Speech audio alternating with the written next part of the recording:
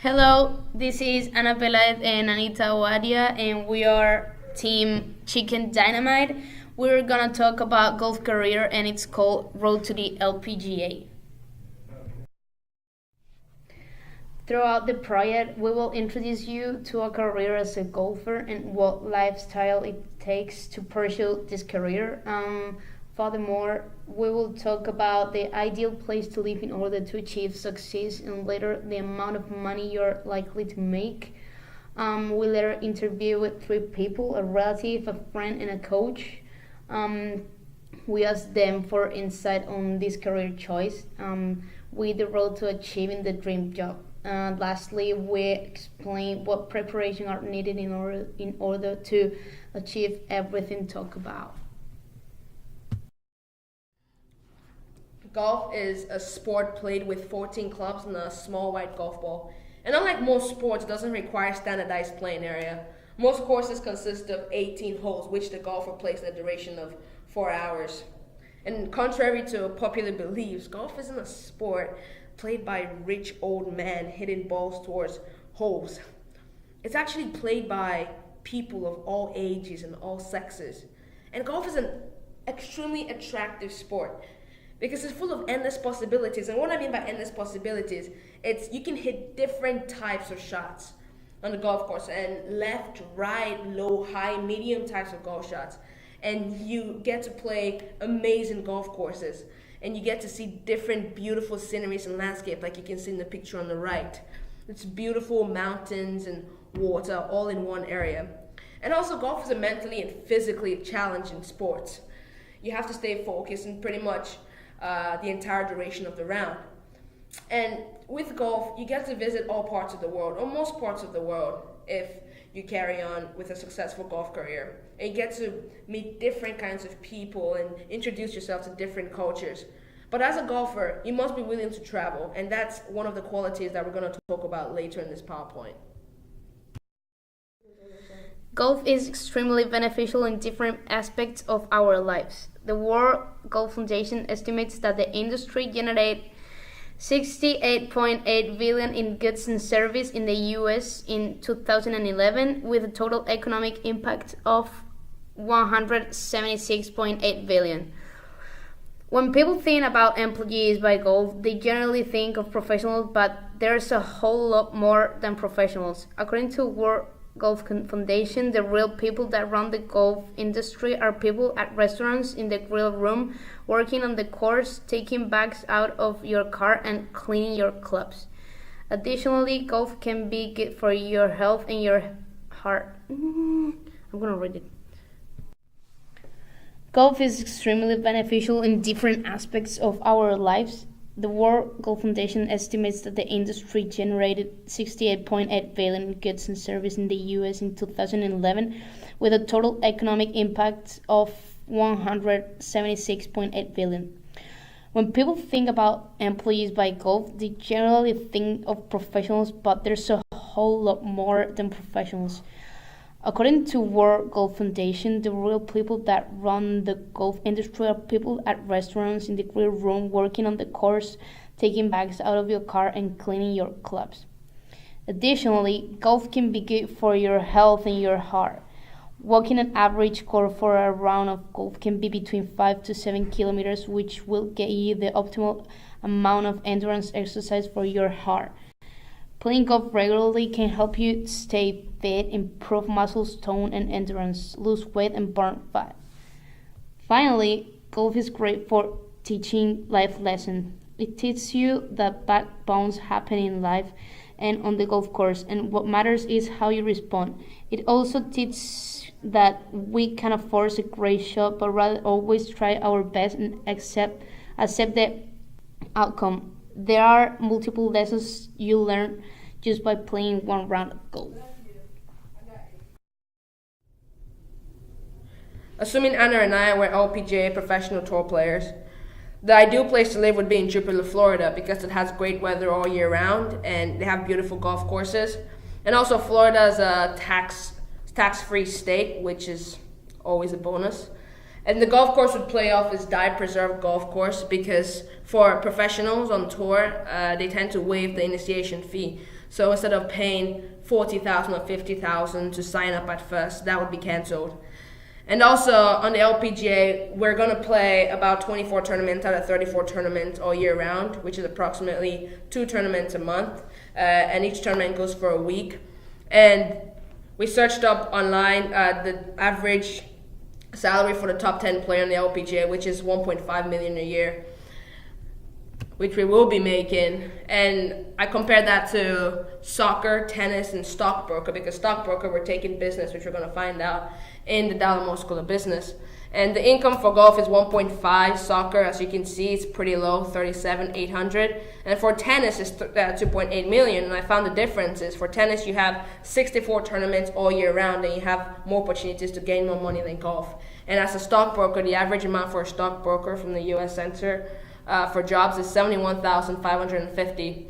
And the ideal place to live if you want to succeed in all of these careers for golf would be Florida, which we picked. For soccer, it would be in Europe because they have a bigger fan base. And tennis would be Monte Carlo, Europe, because there are more European tennis players. And in Monte Carlo, they do not have tax for internationals. And stockbroker would be in Wall Street because that's where the big firms are. And the major would be marketing for soccer, tennis, and golf, because this sports you don't really need a major to play extremely well in this sports. But if you want to expand your brand for endorsement deals, you do need to take marketing. And for stockbrokers, it would probably be economics for you to learn about the business, the economy.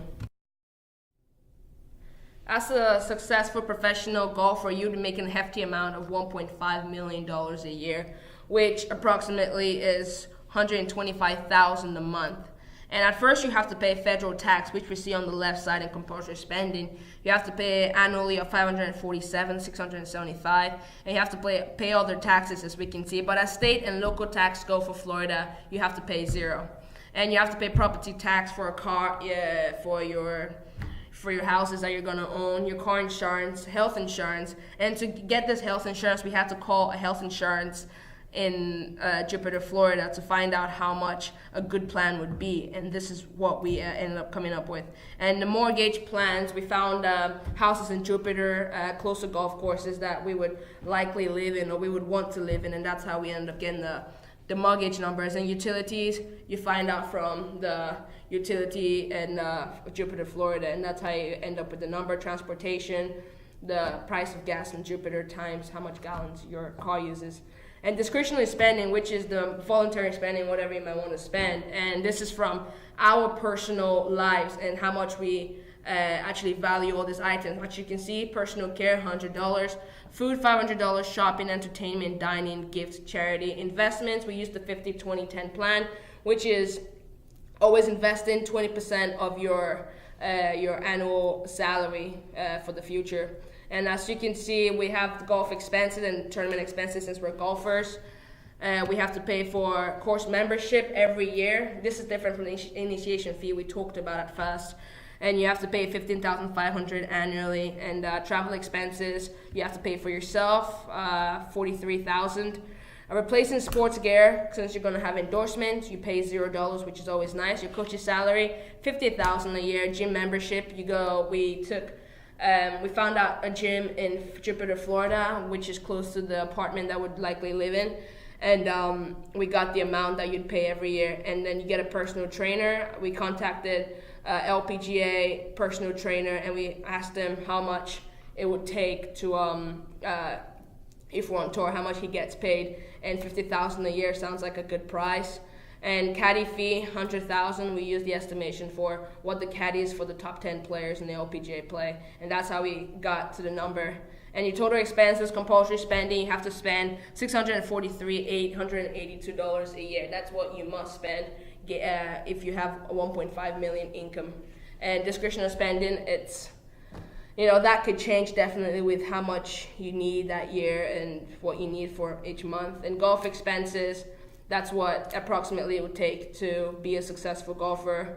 And as you can see, the total is 1.2 million. Your income is 1.5 million. You have 274,000 left as emergency when you need it.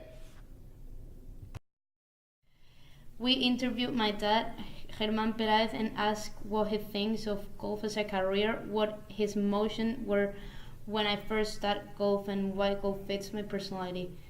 As you can see, he said golf is like having your own company. You have to be dedicated in order to achieve your present goal. He was surprised at how much passion I have for the sport, considering that the first two siblings before me did not have as much drive. He stated that golf is the right career for a girl who is a fighter and stays true to herself. He constantly repeated that I embodied those traits. We contacted a friend of ours, Caitlin Danbow, who is currently in the third stage of Q school, and she is a highly ranked amateur golfer. We asked her if it's fair that the LPGA and Q school charge about $5,500 when only a very small proportion of people make it. And as we can see later in the PowerPoint, it actually ends up being about $10,000 for you to complete Q school. And we also asked her if she thinks it's fair that females make enough money considering the amount of time and effort they put into it compared to what the guys make. And this is what she said. She doesn't think it's fair that they charge so much because since you pay, your entry fee is $5,500 and the winner only gets $5,000. So technically, even if you win, you're still at a loss of $500. And the men have to pay the same entry fee, but yet they make $50,000 to $7,000. And she said that is absurd, as you can see. And she doesn't think the female golfers gain as much profit or as much as they put in. And this is because the PGA, which is the men, they obviously get more live and television time than the females do. And going off what Caitlin said, I think getting started in golf is definitely the hardest part. You need to find $10,000 and you need to be hopeful and lucky and also skilled to make it on tour. But when you make it on tour, as the numbers show, and you're really successful on tour, it's pretty easy, or not easy, but it's really good pay that you get. 1.5 million is a decent amount for playing golf and for doing a sport and just pursuing a dream you like.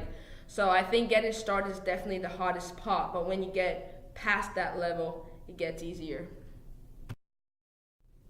We later interviewed our assistant coach on the golf team, Puggy Blackman. He's worked with top professionals, including David Duval, who was #1 at his peak.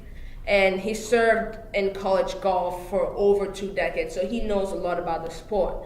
And we asked him, what are some common traits that professional golfers, successful professional golfers have?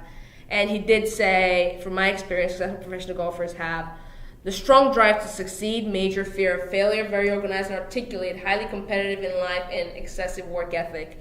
And he also said from the short time that he's known us that he thinks we bear the same trait, which is obviously very kind of him. But these are skills you learn over time, and I think as Anna and I are very driven, and also we love the sport we do so much that we're willing to put in the time and effort. So with golf, it's a sport where you have to dedicate your time, and your focus in life has to be all about golf. So if it's something that it's not #1 priority, then it's definitely not something for you. But for Anna and I, we picked the sport because it's something we love to do.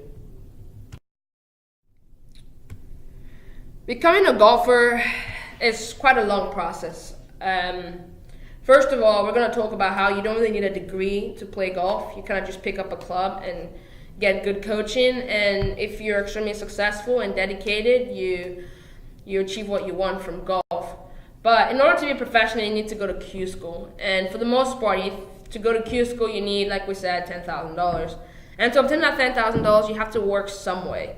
And to work in America, basically, you need to get a degree for the most part. And the degree we finally ended up choosing is marketing. As we said, in order to play golf, you don't really need a degree. You just need to pick up a golf club and be dedicated.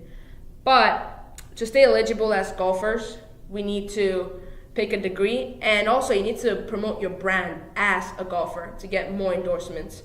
And so a nice degree that we picked is marketing, or a major rather, is marketing, and it's in Dallimore School of Business.